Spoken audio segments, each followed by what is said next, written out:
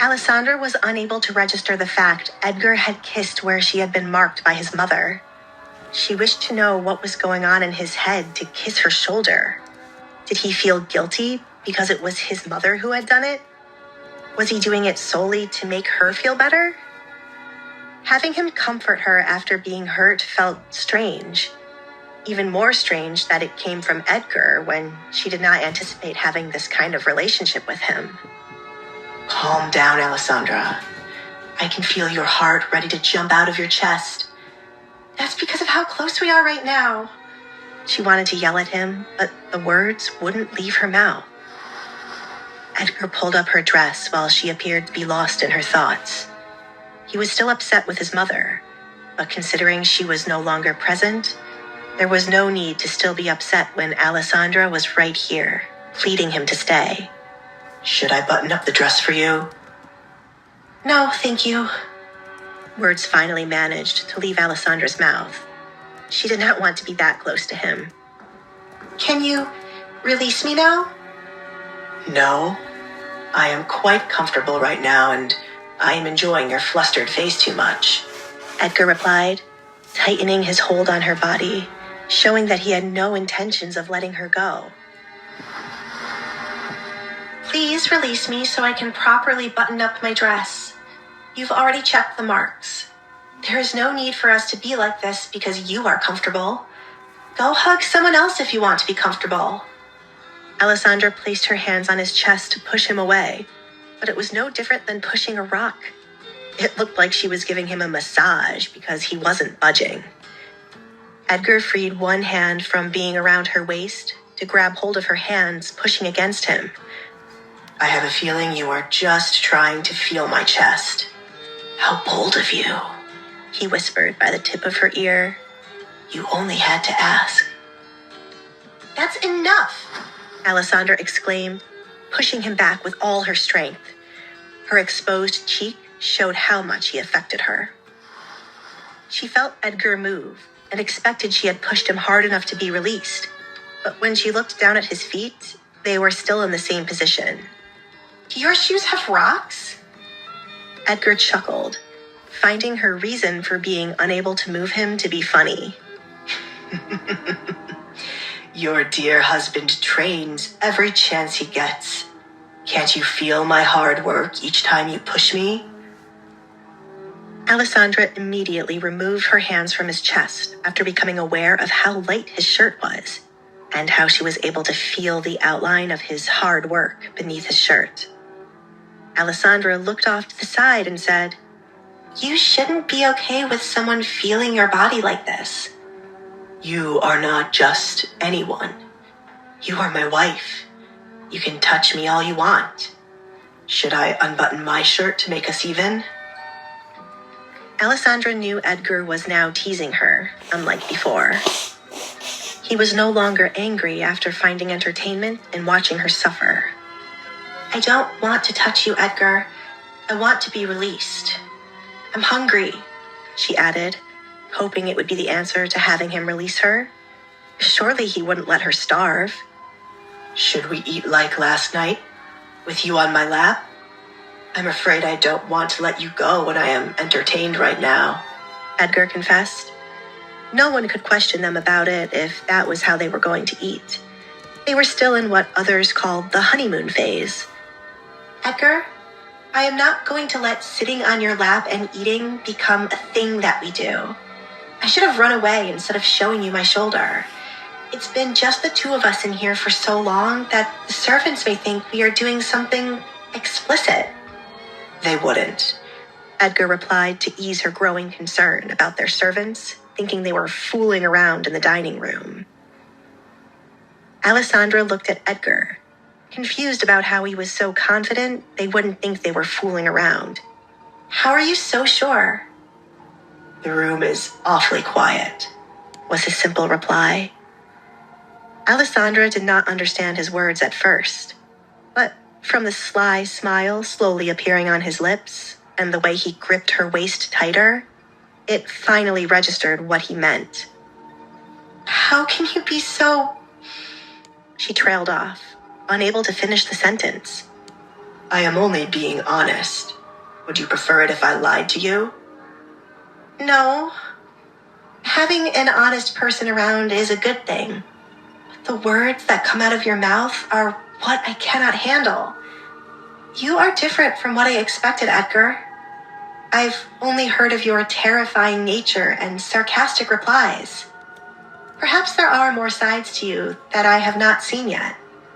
She wondered out loud. Your family is also not what I expected. Everyone has a side to them that no one gets to see. You are not what I expected either, Alessandra. You surprise me more than you can ever imagine. He released her waist. They held off breakfast for far too long. My offer still stands to help you button up the... I got it. Alessandra quickly rushed to do it herself. See? It wasn't that hard for me to do alone. You can stop teasing me now. Impossible. And I must confess, Alessandra, I am looking forward to being the one unbuttoning your dress. Perhaps it would be more amusing if you were to plead for me to do it. What do you think? Edgar asked. He wondered what response she could have to this. I will do no such thing. Alessandra was confident in her words. The sky would turn green before she pleaded with Edgar to unbutton her clothes. Let's see if I can prove you wrong when the time comes. Alfred! Edgar called out of the dining room. Yes, young master. Alfred entered the room. He could not hide the small smile on his lips. It won't be long until the young master falls in love, he sang in his head. His one wish was slowly coming true. Whatever you are thinking, stop it. Are my parents gone?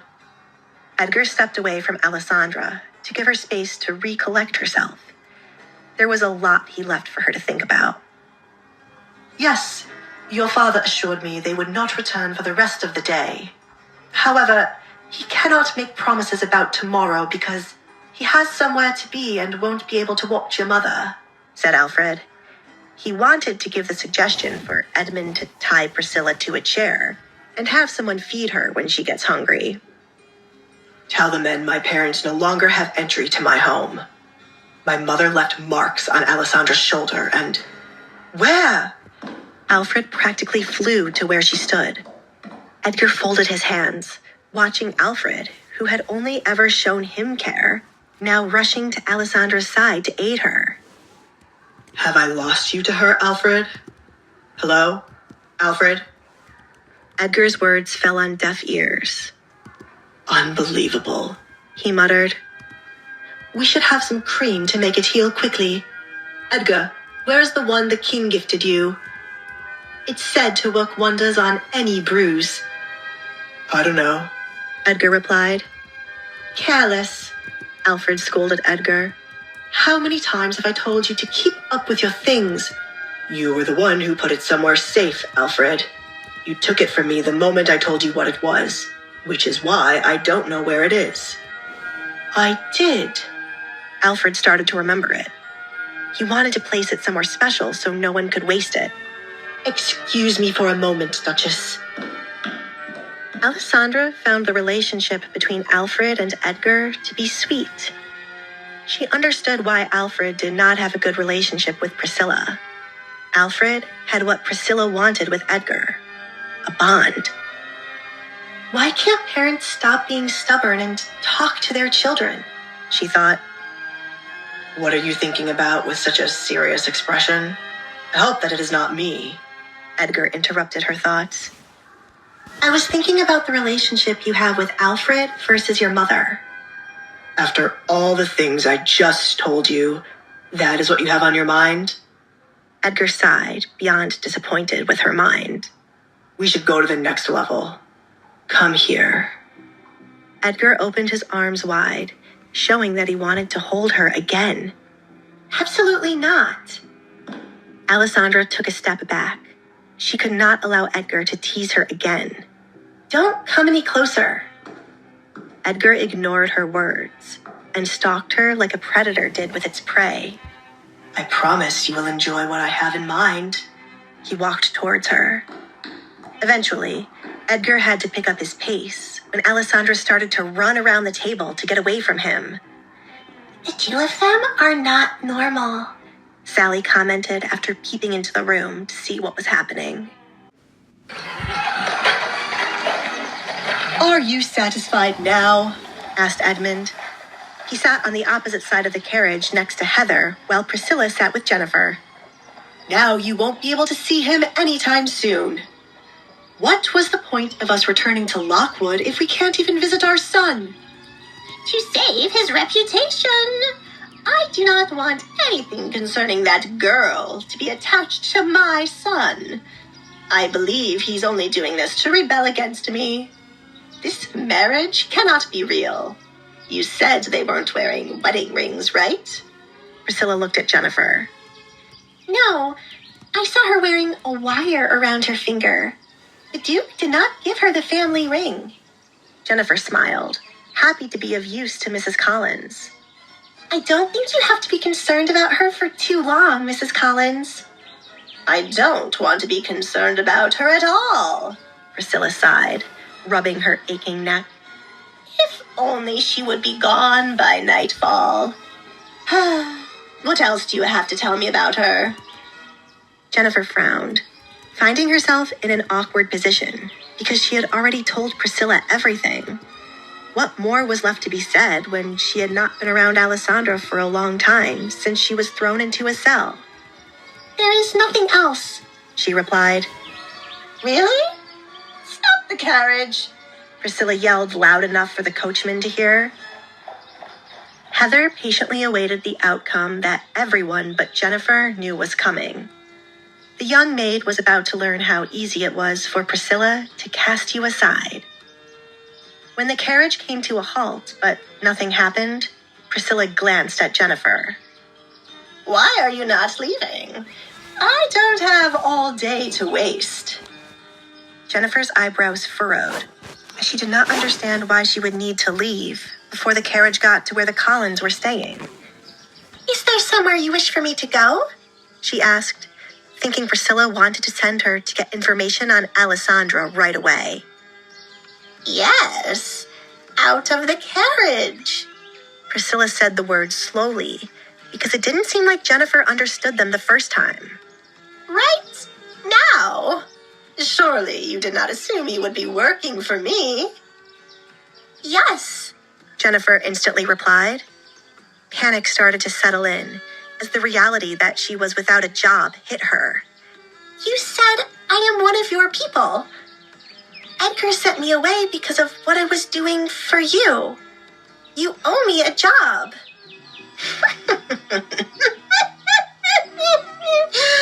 "I owe you?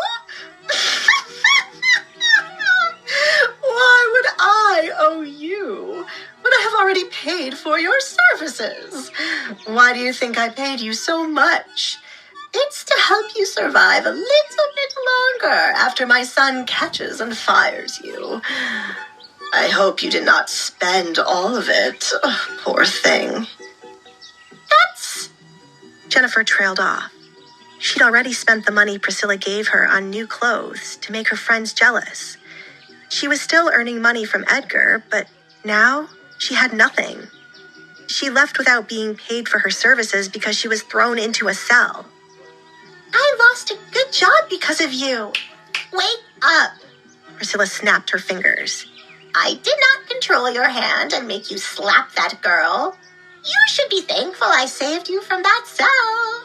You can no longer provide me with information about Edgar. And why would I want someone who could be paid off to pass information about me? Do you take me for a fool?" Just leave. Edmund slid a ring off his finger to offer Jennifer as payment for what she did.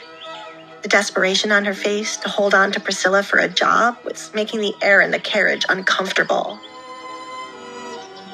"They will call the town guards on me for having that." Jennifer refused to take the ring. She saw it happen before, when servants were accused of stealing when they tried exchanging expensive jewelry given to them. Employers sometimes could not bother themselves to let the guards know they had given it to the servants, so the servants were imprisoned or had a finger cut off for stealing. "I need money. Heather jumped when an unexpected slap echoed in the carriage.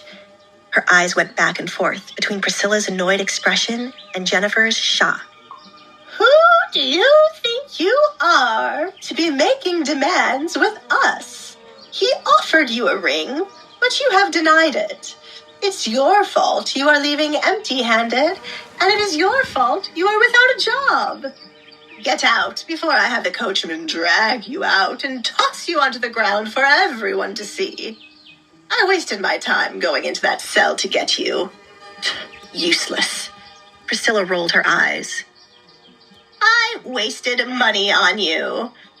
No, I cannot say that, considering you slapped her. Well done. Priscilla smiled. Jennifer couldn't understand how such an innocent smile belonged to someone who was leaving her without a job. There were so many people who wished to work for Duke Collins, and she managed to get the job, only to lose it because of his mother. Take the ring and go. Heather spoke up to ease the situation. I'm sure if a problem arises, you can just reach out for it to be resolved. Jennifer did not want any advice from someone who never once had to be concerned about money in her life. But she had no choice but to take the ring. She had to pitch in for food at home, or her relatives she was staying with would throw her out. In the end, Jennifer had to accept the ring. As she reached where Edmund was holding it, Priscilla took the ring and tossed it outside. Priscilla! Edmund exclaimed. That was uncalled for. She'll have to get out and search for it if she wishes to eat tonight. Priscilla made herself comfortable in her chair and closed her eyes. I will help you, Edmund said to Jennifer. That is all right, Mr. Collins. Jennifer stopped him from opening his door. I'll get it on my own. Jennifer opened the carriage door and slowly stepped out of it, taking in how much of a hole she was buried in. Take us away, Priscilla called to the coachman the moment Jennifer closed the door. I won't let you treat me like this and get away with it, Jennifer muttered, watching the carriage she should be in leave without her.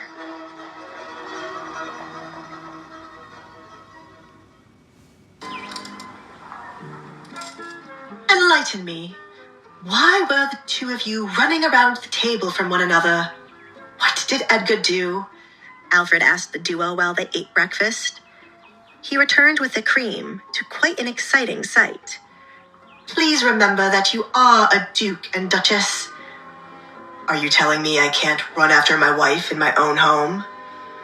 Edgar, Alfred sighed. Why did you need to run after her in the first place?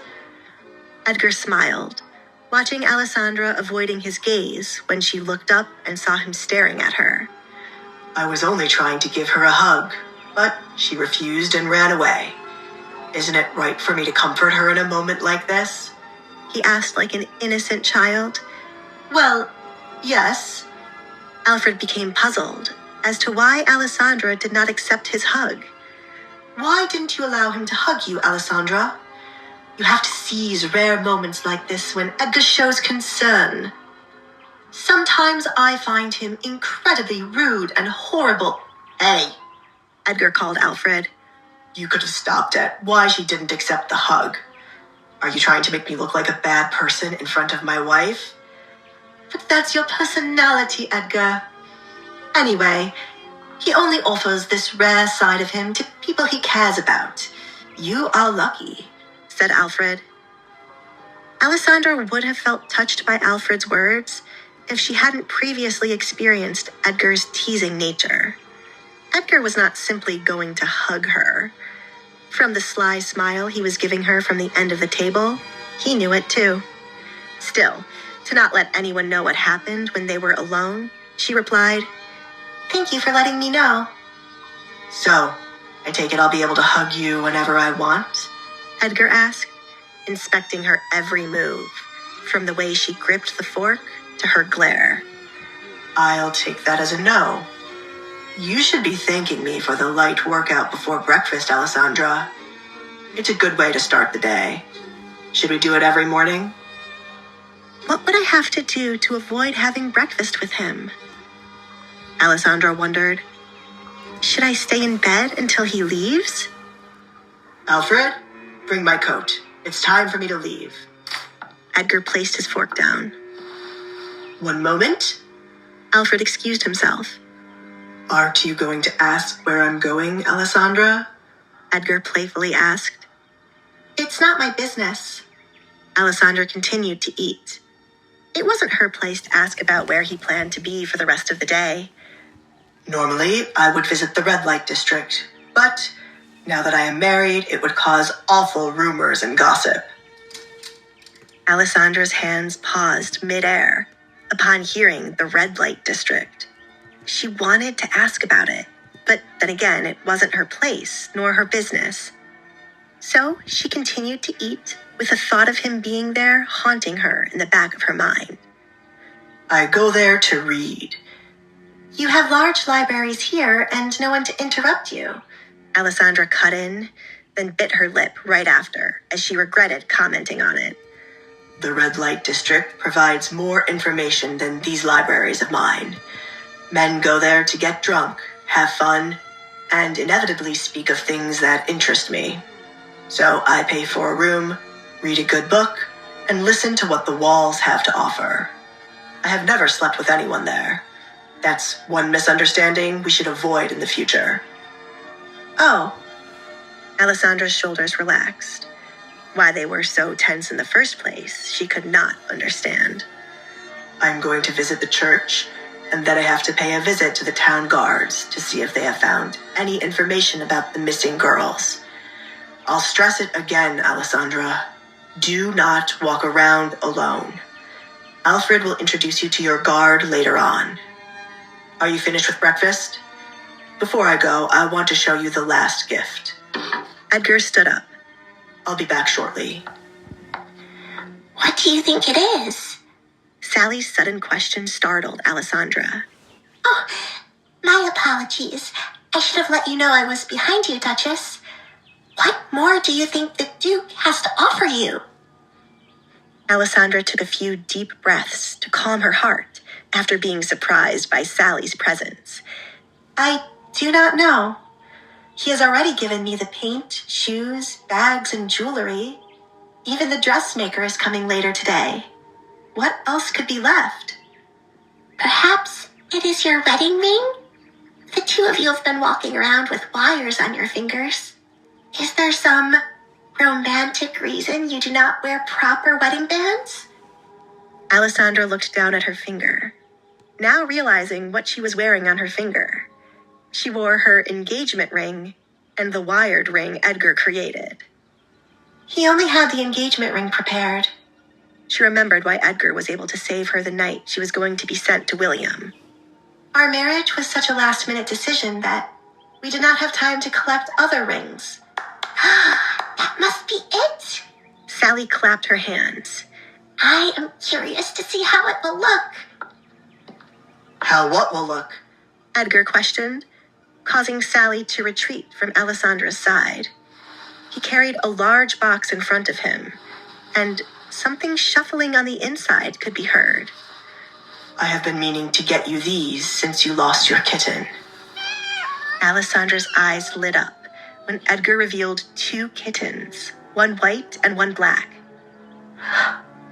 Where did you get them? She picked the 2 small animals up. It was clear they had recently been born from their small size. Where is the mother? A servant found them and left them, expecting the mother to return for them, but as days went by and after constant checking, the mother did not come back. I assume the mother has somehow passed away. We can keep them if you wish. Yes, Alessandra excitedly answered. I mean, we shouldn't leave them alone. Look how thin they are, like they have not fed for days. I should see if the cook has something for them. Come, Sally.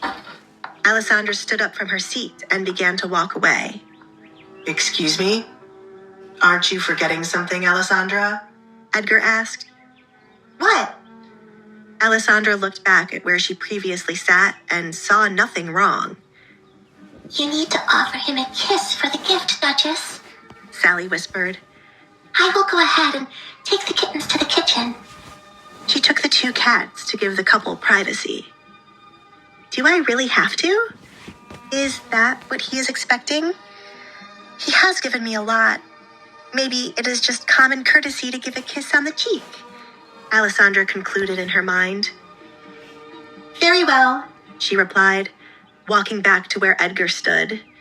They had done more embarrassing things. A kiss on the cheek was hardly a problem. Thank you, she said, then got on her toes to kiss his cheek. What a lovely surprise, Alessandra. I was only expecting you to see me off, but I was given a kiss. It was 2 kittens. He grabbed her waist to ensure she wouldn't run away again. Shouldn't I be given a kiss on each cheek? Wait, what? Alessandra blushed, embarrassed by her actions. She was only listening to what Sally said he was expecting. She wanted to bury herself in a hole for kissing him when it was not what he wanted. There is a misunderstanding, Edgar. Sally said you were expecting a kiss in return, so The misunderstanding is cleared now that I am expecting one. You should hurry before my other cheek feels sad.